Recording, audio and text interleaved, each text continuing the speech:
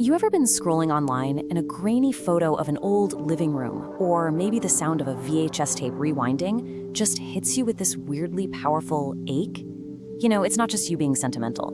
It's this very specific kind of nostalgia for an analog past, a feeling a lot of us can't even put a name to. Well, today, we're gonna explain exactly what that is. Okay, so let's just jump right into this with a really powerful idea. That feeling, it isn't just about missing old gadgets or clothes. It's actually a form of grief. Your brain is grieving a part of yourself, a way of being that the modern world has, well, pretty much made impossible. You're missing a version of you that felt lighter, you know? A you that didn't always have to perform for an audience. Psychologists are finally starting to give this feeling a name. They're calling it the digital ache or digital nostalgia. And you know what? It's most intense in this one very specific group of people, the ones who act as a bridge, who have lived with one foot in two completely different worlds. And we're talking about the bridge generation. Now, this mostly covers Gen X and that unique little micro-generation called Xennials. These are the folks who remember rotary phones and they remember the first iPhone launch. They literally grew up in one world, and then right when their brains were most moldable, the entire planet changed right underneath their feet. I mean, just look at the contrast on this slide. It's pretty wild. Think about it. An analog childhood meant that, yeah, sometimes you were just bored, and that was normal. It was a state you just had to sit with. Your embarrassing moments, they just kind of faded away into memory. But in a digital adulthood, your entire past is a searchable database. You went from being genuinely unreachable for hours at a time to being expected to be available 24/7. And this wasn't some slow, gradual shift. For this generation, it was a tectonic one. So the big question is, how did living through this massive shift literally rewire the way their brains work? The science here is actually pretty fascinating, and it really all comes down to two key things: how we remember and what it costs to know something. Okay, first, let's talk about something called autobiographical memory. See, our brains aren't like video recorders. They're more like storytellers. They're built to be fluid, to edit our memories, to hold on to what's important and let the embarrassing details of, say, that 7th grade haircut just kind of fade away. Our past is supposed to be a story that can change as we grow. But the digital world just completely scrambles that natural process. When every single thing is permanently documented and searchable, you get trapped by the data. And this is a huge reason for that digital ache. We miss the freedom of an unrecorded past, a time when our cringiest moments could just disappear, letting us evolve without this permanent record of who we used to be. And this brings us to the second key idea: deeper encoding. It's a pretty simple principle in cognitive science. The more effort it takes to get information, the better you remember it. When knowledge has a physical cost, it really sticks with you. Just think about what it used to take to learn something. You had to hunt through those library card catalogs, you flipped your bike upside down and figured out how the chain actually worked because, well, there was no YouTube tutorial. All that effort created a kind of texture to learning, a mechanical intuition that today's half-second Google search just can't give you. So that nostalgia, it isn't for the inconvenience itself, it's for the sense of presence and mastery that inconvenience forced on us.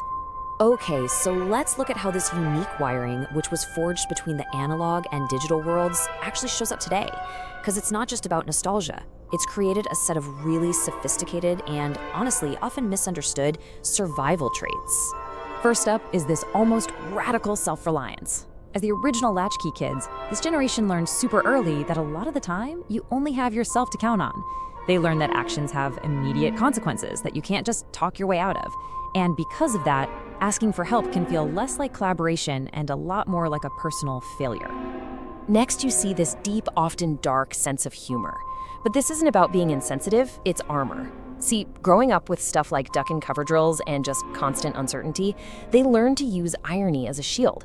When you can laugh at the sheer absurdity of your own suffering, it kind of loses its power over you. Every dark joke is like its own tiny rebellion.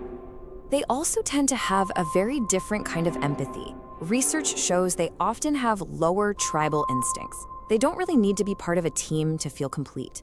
So instead of pouring their empathy into a sports team, they save that limited emotional energy for personal relationships, for art, or for causes they care about. And they become experts at reading the emotional temperature of a room, noticing a forced smile or the texture of a silence. And all of this leads to a really profound need for stillness. For this group, Home isn't a cage, it's a charging station. Social interactions literally drain their battery, and solitude is the only way to recharge it. In a loud, unpredictable world, home becomes this sanctuary of control, a place where their own rich inner world is way more than enough entertainment. And this is where it gets really fascinating. It's this weird contradiction.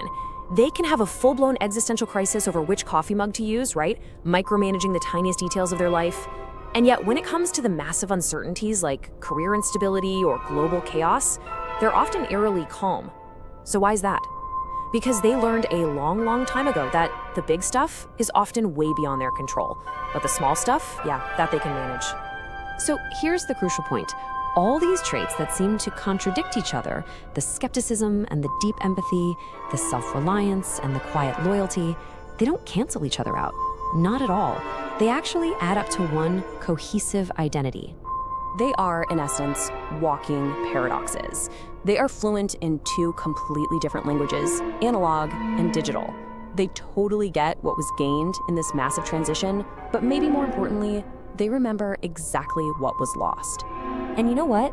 This is their superpower. They learned how to hold two opposing truths at the very same time without it feeling weird.